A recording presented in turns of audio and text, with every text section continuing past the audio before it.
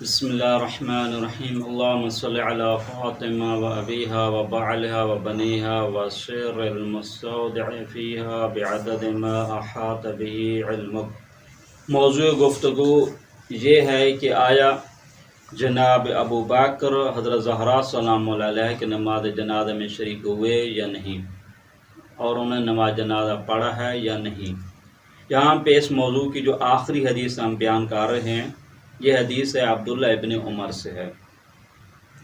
دو کتابوں میں یہ حدیث ہمیں ملتی ہے۔ سب سے پہلے جو کتاب ہے جو ان سے پہلے جو ہمیں ملتی ہے وہ ہے مسند الحارث جو ہے، یہ مشہور نام ہے، تو اسی میں بغیت باحث عن زوائد مسند الحارث، یہ جو مسند الحارث جو کتاب ہے حارث بن محمد ابن ابی اسامہ کی کتاب ہے، جو 282 ہجری قمری جن کی وفات ہے، تیسری صدی کے عالم محدث ہیں۔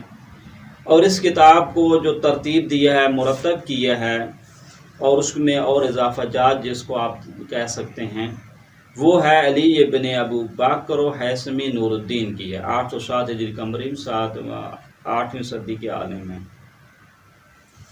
یہاں پر جلد نمبر 1 صفحہ نمبر 371 صحیح ہے، اور کتاب الجنائز باب الصلاۃ علی المیت، صحیح ہے، نماز میت کے چیپٹر میں، والصلاۃ علی القبر، یعنی باب الصلاۃ علی المیت والصلاۃ علی القبر، میت پہ نماز پڑھنا، اور جو میت اگر دفن کر دیا جائے تو وہاں پہ اس پہ نماز پڑھنے کا کیا حکم ہے۔ اس چیپٹر میں حدیث نمبر 272 ہے، اس میں لکھتے ہیں،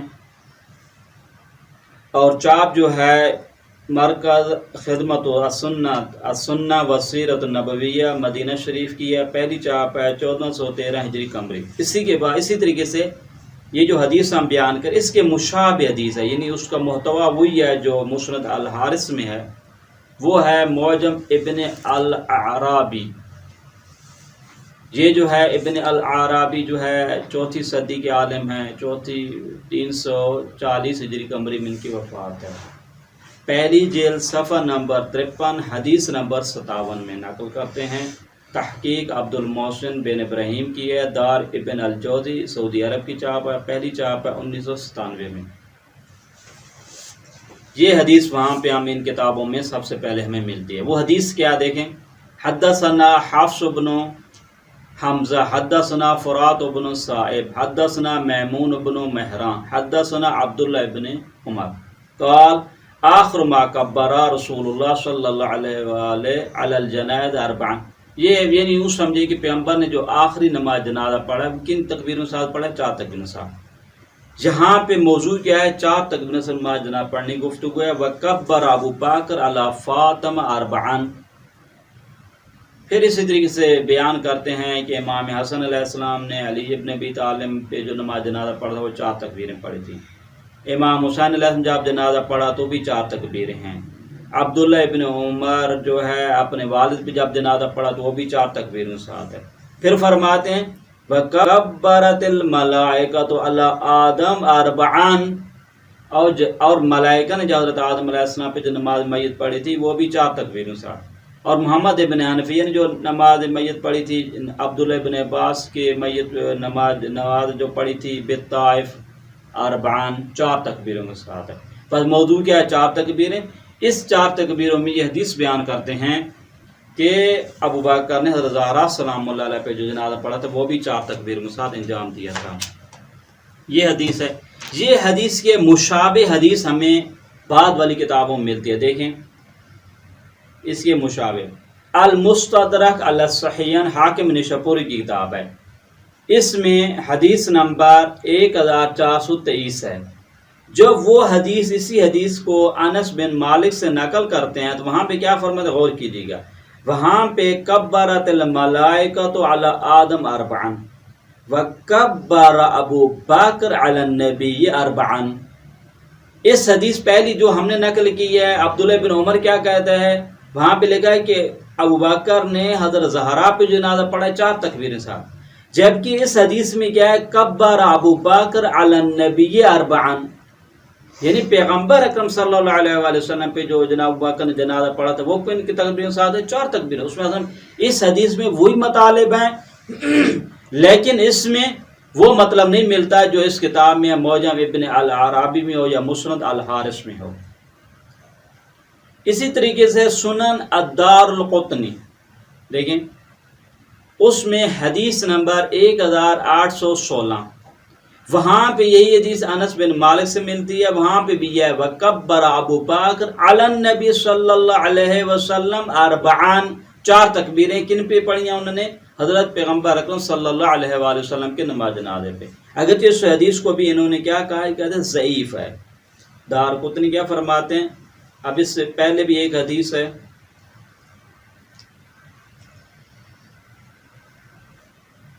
دیکھیں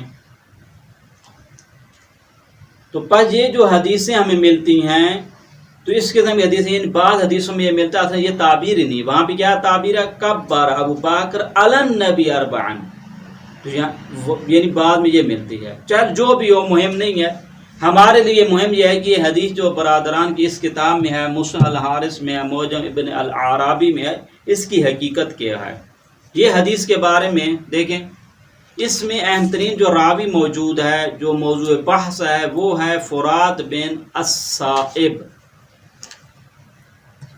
دیکھیں یہ جو راوی ہے فرات بن الصائب تھا، جو ہم نے ابھی سب کے سامنے پڑھا ہے. اس کے بارے میں دیکھیں علماء رجال اکابرین اہل سنت، یہ جو ایڈریس ہم ان بزرگان کے دیتے ہیں جو بعد والے بزرگان کے لیے سند ہوا کرتے ہیں. لہذا اگر جناب 12ویں صدی کا، 13ویں صدی کا، 14ویں صدی کا عالم کوئی بات کرتا ہے تو اس کے مبانی رسول ضوابط انہی بزرگان سے لیا کرتے ہیں. ان میں سب سے پہلے جو ہم نقل کر رہے ہیں قول امام نسائی کا، جو کہ 303 ہجری میں ان کی وفات ہے. دیکھیں ان کی کتاب معروف ہے الضعفاء والمتروکون، امام نسائی، اور صفحہ نمبر 87 ایک ہی جلد ہے، اور راوی نمبر 488. دیکھیں 488 میں کیا لکھتے ہیں؟ فرات بن الصائب متروک الحدیث. متروک الحدیث کسے کہا جاتا ہے؟ جس کے بارے میں جھوٹے ہونے کا شیبہ پایا، متہم الکذب ہے. اس کے بعد الضعفاء الکبیر جو ہے امام عقیلی کی کتاب ہے، اس میں جلد نمبر 3 اور صفحہ نمبر 458. راوی نمبر 1514. دیکھیں الفرات بن صائب قال البخاری، امام بخاری کیا فرماتے ہیں؟ فرات بن صائب کوفی تارکوہ منکر الحدیث. یہ منکر الحدیث ہے. امام بخاری کا قول ہم نقل کر چکے ہیں. شمس الدین ذہبی کیا فرماتے ہیں کہ جس کے بارے میں امام بخاری نے خود فرمایا کہ جس کے بارے میں کو منکر الحدیث، کیا مطلب؟ لا تحل الروایت عنہ، اس سے روایت نقل کرنا درست نہیں ہے، اور یہ متہم انسان ہے، یہ شخصیت ہے. پس نتیجہ کیا ہوا کہ امام عقیلی نے امام بخاری سے نقل یہ کیا ہے کہ یہ شخص کیا ہے؟ معتبر نہیں. اس کا ایڈریس ہم دے دیں. الضعفاء الکبیر جو ہے تحقیق عبد المعطی کی ہے، دار المکتبہ العلمیہ بیروت کی چاپ ہے، پہلی چاپ ہے 1984 کی. دیکھیں پہلی کتاب کا بھی ایڈریس ہم دے دیں. الضعفاء جو ان کی تھی الضعفاء والمتروکون، امام نسائی کا ایڈریس چونکہ نہیں دے سکے. دیکھیں امام نسائی کی کتاب الضعفاء والمتروکون، تحقیق محمود ابراہیم زید کی ہے، دار الوائی حلب یعنی سوری کی چاپ ہے، پہلی چاپ ہے 1396. ان دو بزرگوں نے اسے ضعیف جانا ہے. آگے الکامل فی ضعفاء الرجال جو ہے ابن عدی کی کتاب ہے، 365 ہجری قمری میں ان کی وفات ہے، 4 صدی کے عالم ہے. تحقیق جو ہے عادل احمد عبد الموجود کی، دار الکتب العلمیہ بیروت کی چاپ ہے، پہلی چاپ ہے 1997. اس میں جلد نمبر 7 اور صفحہ نمبر 133 اور راوی نمبر 1570 1570 میں نقل کرتے ہیں. دیکھیں مختلف افراد کے اقوال نقل کرتے ہیں، بخاری سے بھی نقل کرتے ہیں. بخاری نے کیا کہا تھا؟ منکر الحدیث ہے. سعدی سے، سعدی کیا کہتا ہے؟ فرات بن صائب ابو المعلا الجزری ضعیف الحدیث ہے۔ سب بزرگان کے یہ اقوال جو ہمیں اس میں ملتے ہیں کہ یہ ابن عدی کے نے کیا فرمایا ہے، یعنی اس میں جو دوستان کے ہم برادران کے اقوال کو نقل کیے ہیں، تو یہ شخص کیا ہے جناب قابل اعتماد نہیں ہے۔ آگے چلے امام حاکم نیشاپوری، دیکھیں ہم کئی دفعہ اس مطلب کو بیان کر چکے ہیں کہ المدخل الی الصحیح نہایت ہی فنی کتاب ہے۔ اس کا امتیاز کیا دوسری کتاب مجھ کے بہت بڑے مفصل مقدمہ لکھا پہلے، اس کے بعد ان راویوں کے بارے میں تحقیق کرنا چاہتے ہیں جو قابل اعتماد نہیں ہیں۔ المدخل الی الصحیح جو حاکم نیشاپوری کتاب ہے، تحقیق جو ہے ڈاکٹر ربیع ہادی کی ہے، مؤسسہ الرسالہ بیروت کی چاپ، پہلی چاپ 1404 ہجری قمری۔ اس میں حاکم نیشاپوری جو ہے صفحہ نمبر 186 اور راوی نمبر 157 لکھتے ہیں فرات بن صائب الجزری حدث عن میمون بن مہران احادیث موضوعہ۔ یہ وہ شخص ہے فرات بن صائب الجزری جو میمون بن مہران سے من گڑت احادیث کی نسبت دیا کرتا تھا۔ یہ ہماری گفتگو میں یہی ہے، فرات بن صائب بھی ہے اور کس سے نقل کر رہا ہے؟ میمون بن مہران، چونکہ میمون بن مہران قابل اعتماد شخصیت ہے، یہ اس کی نسبت کیا کرتا تھا؟ من گڑت احادیث کی نسبت دیا کرتا تھا۔ اب آ جائیں ابن جوزی جو ہے الضعفاء المتروکون جو ہے امام نسائی کی بھی ہے اور دارالقطنی کی بھی ہے، ابن جوزی کی بھی ہے، ہم ابن جوزی سے نقل کر رہے ہیں۔ اس کی الضعفاء والمتروکون محقق عبداللہ القاضی دارالکتب العلمیہ بیروت کی چاپ، پہلی چاپ 1406 ہجری قمری۔ یہ جتنے ایڈریس ہیں مکتبۃ شاملہ میں دیکھے جا سکتے ہیں۔ جلد نمبر 3 صفحہ نمبر 3 ابتدا میں ہے اس کا ذکر ہے، اور راوی نمبر 2695 وہاں پہ لکھتے ہیں فرات بن صائب ابو سلیمان وقیلہ ابو المعلا الجزری یروی عن میمون بن مہران قال۔ اب یہاں پہ مختلف اقوال نقل کرتے ہیں، یحییٰ کہتا ہے لیس بشیء، بخاری کیا کہتا ہے منکر الحدیث، ایک دفعہ انہوں نے کیا ہے متروک الحدیث، سعدی رازی ابو زرعہ کیا کہتے ہیں ضعیف الحدیث، دارالقطنی نے کیا کہا متروکون۔ یہ شاید یہ قابل اعتماد نہیں۔ دیکھیں امام ذہبی کی کتاب ہے المغنی فی الضعفاء، دیکھیں المغنی فی الضعفاء امام شمس الدین ذہبی، تحقیق جو ہے ڈاکٹر نور الدین عطر کی ہے۔ دیکھیں جہاں پر جلد نمبر 2 صفحہ نمبر 509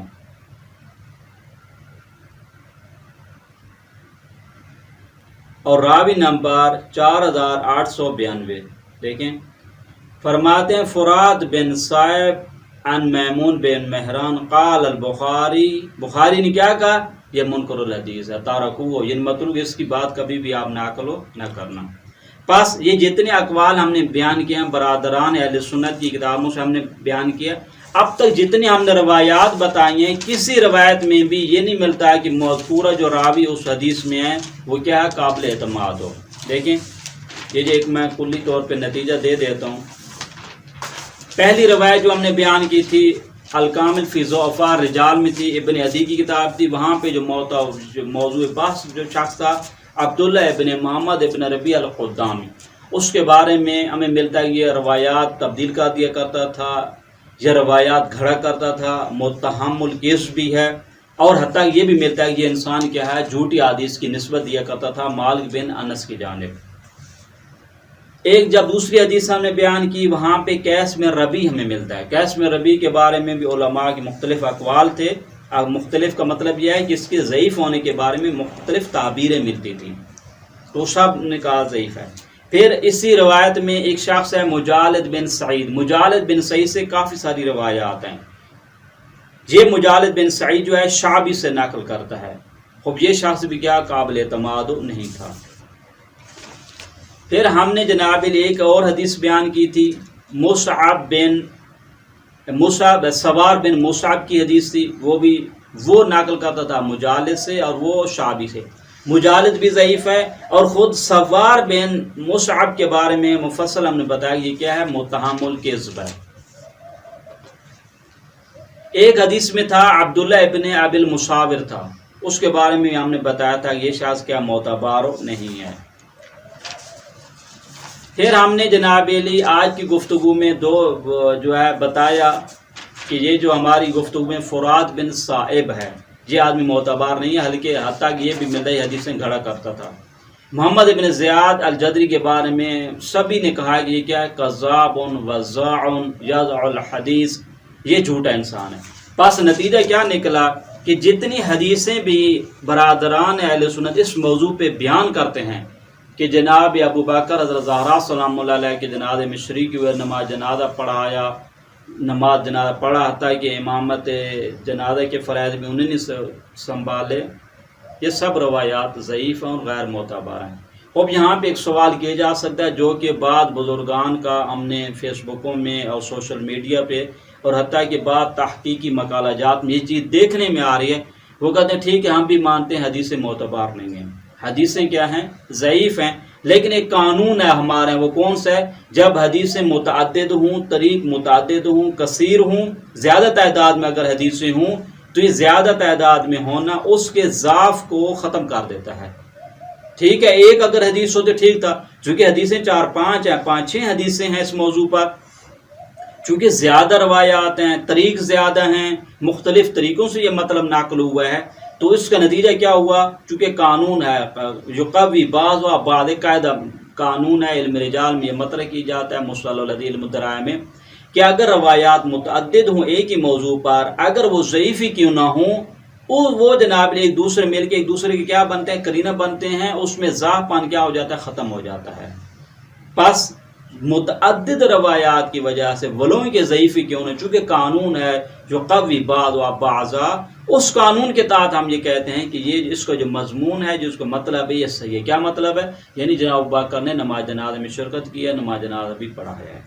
اب یہ سوال پیدا ہوتا ہے، اب ہمیں انشاءاللہ اگلے پروگرام میں ہم اس پہ گفتگو کریں گے، اس قاعدے کی حقیقت کیا ہے، اس قاعدہ کیا ہماری اس موضوع پہ جاری ہو سکتا ہے یا نہیں ہو سکتا، علماء برادران اہل سنت کا اس قاعدہ کے جاری کرنے میں کیا شرائط ہیں، کیا اس کی کوئی قانون قاعدہ بھی ہے یا ایسے جس کا مرضی ہو، جس کے موڈ بنے اس قاعدے کو اپنے مطلب کے لیے فٹ کر دے، اس موضوع پہ کیا حقیقت ہے، اس قاعدے کے بارے میں انشاءاللہ اگلے گفتگو میں ہم اس موضوع پہ مفصل گفتگو کریں گے۔ وصلی اللہ علی محمد وآلہ الطیبین الطاہرین۔